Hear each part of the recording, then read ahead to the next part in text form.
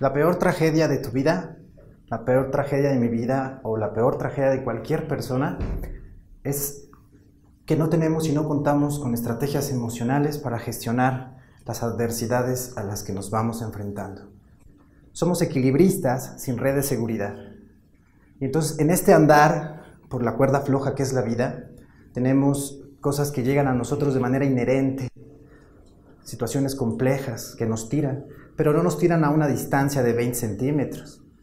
Nos hacen caer en un marranazo de 7 metros. Y este dolor físico no solo se queda ahí, pasa a la parte emocional.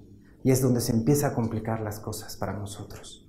Porque lo que genera este dolor emocional, esta caída, es que nosotros nos comenzamos a ver como personas miedosas, ansiosas, con estrés, resentimiento, ira, envidia.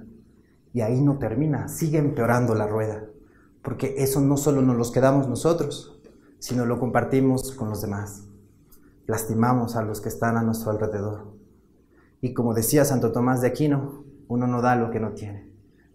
Entonces no podemos darles lo que queremos verdaderamente, pero tampoco podemos recibir aquello que necesitamos, porque estamos imposibilitados, porque no tenemos estos filtros emocionales. Y ahí no termina la cosa, sigue empeorando. Estamos diseñados para huir de la amenaza, tanto física como emocional. Y al huir, no huimos y nos refugiamos en el mejor lugar o en el mejor sitio. Nos refugiamos en situaciones hedónicas, superficiales, causas cooperativas de mi felicidad, pero no causas eficientes. Entonces huimos al cine, a los vicios, a las drogas, al desenfrene, a la parte superficial de las cosas. Y siguiendo desde la epistemología de Aristóteles, deberíamos quizá encauzarnos un poco al asunto eudaimónico, a la parte sustancial, profunda de las cosas. Y aquí no termina la historia, se empeora más. Porque el asunto es que como no gestionamos nuestras propias emociones, vivimos en este círculo constante y determinante que nos estropea todo aquello que hacemos o que queremos hacer y lastima demasiado a las personas que están a nuestro alrededor. Para llegar a estas conclusiones, salí de una tragedia al no tener estas herramientas emocionales para llegar un poquito a esta red de seguridad. Nací en el seno de una familia bastante humilde y con todas las implicaciones que esto tenía. También nací en un lugar de mucha violencia intrafamiliar, alcoholismo, abandono, irresponsabilidad. Situaciones difíciles que no solo vivo yo, sino que viven la gran mayoría de los mexicanos.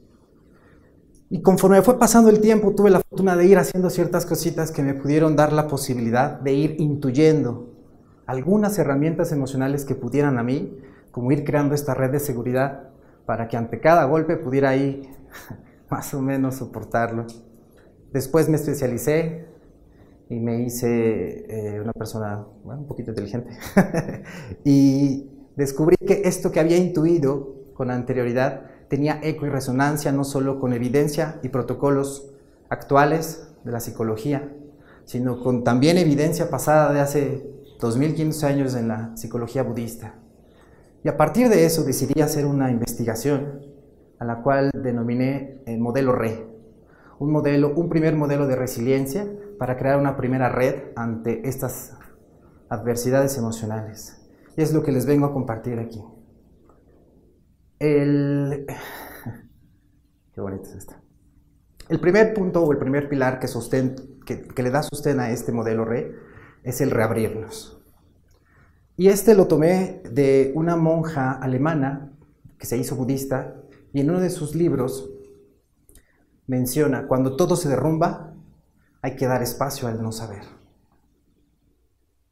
Porque la historia, así como comienza, no termina. Y normalmente nosotros cuando viene el dolor emocional, salimos corriendo. Y la idea y la propuesta de esta monja es detenerse, refrenarse, esperar en qué va a acabar la historia.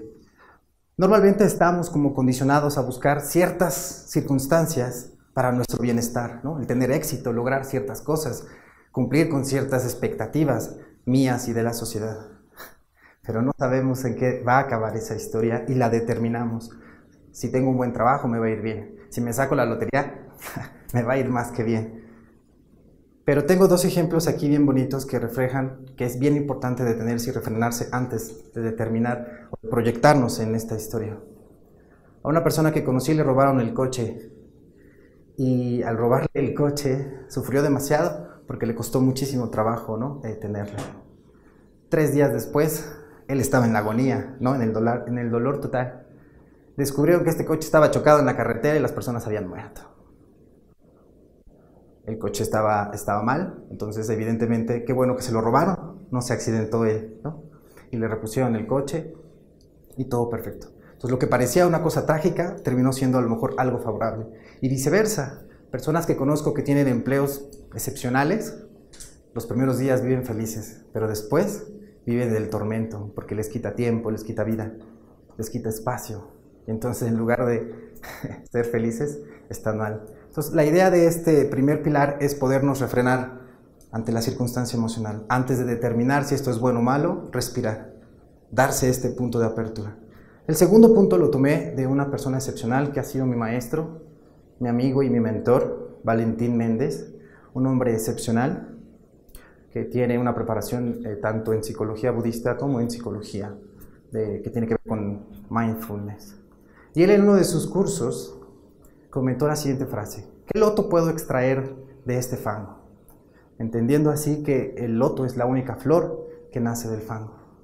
Y lo que él propone, y que yo estoy tratando de modelar para darle sostén a esto, es de cada experiencia compleja, difícil que a mí llega, ¿qué puedo extraer? ¿Qué sabiduría puedo tener de esto, ¿no? Entonces, si juntamos estos dos pilares, vamos construyendo como una primer red, ¿no? Ante la emoción difícil me refreno, la observo y después analizo. ¿Qué puedo extraer de esto? Y muchas personas podrían decir, ¿qué puedo extraer de una infidelidad, de un engaño, de que me robaron? Que precisamente en eso uno puede generar una aspiración de no replicar ese comportamiento. Por ejemplo, se me ocurre eso, ¿no? Y al extraer esto, la densidad del dolor disminuye en nosotros y nos empieza a generar un estado como de paz, de tranquilidad y no de sufrimiento iracundo o sin sentido. El dolor, por supuesto, natural existe, pero no el sufrimiento exagerado por el cual tendemos mucho a irnos. Y el tercer punto, que me parece el más importante de todo esto, es la idea de reconectarse. Vivimos aislados, vivimos, como diría el Dalai Lama, en un egoísmo estúpido y no en un egoísmo inteligente. Normalmente pensamos sobre nosotros y yo, y mi bienestar, y mis objetivos, y mi casa, y mi coche, y mi dinero, y mi éxito, y mi reconocimiento. Pero se nos olvida que no somos seres independientes, somos seres interdependientes. Que la felicidad completa no está en mí, sino en que los otros también la tengan. Y en las causas que genero yo para que el otro también lo esté.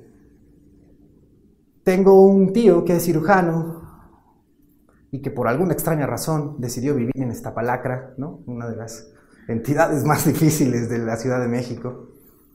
Y puso una casa enorme y sus coches y todo. Y yo no podía creer, dije, en cualquier momento lo van a matar, lo van a asaltar, lo van a secuestrar, le va a pasar algo. Y al contrario, decidió hacer más o menos esto que propone el doctor Alan Wallace, que es la interconectividad con el otro. Empezó a inmiscuirse con la colonia. Y entonces era sorprendente ver cómo él llegaba, el doctor de renombre, y la gente lo saludaba, le pedía consultas, estaba a su lado. Y jamás, en como los 20 años que habrá vivido ahí, tuvo un solo rayón en su casa, un solo intento de asalto, nada. Y eso se nos olvida mucho a nosotros, ¿no? Entonces la idea de esta parte del reconectarse no solo es ver por el otro y que también tiene necesidades, sufre y que es importante que uno conecte con eso, sino el desarrollar también en nosotros este sentido de autocompasión, de bondad, de amorosidad, no porque estemos en la cuarta transformación, no, por supuesto no, pero sí es muy necesario porque pregúntense, ¿por qué el mundo está en este cochambre que vive? ¿Por qué estamos así? Porque solo vemos por nuestros propios intereses. No tenemos desarrollada esta capacidad de empatía. Y cuando queremos hacerla, se vuelve como fútil, como endeble. Porque es como ficticia, es artificial, porque no la hemos cultivado.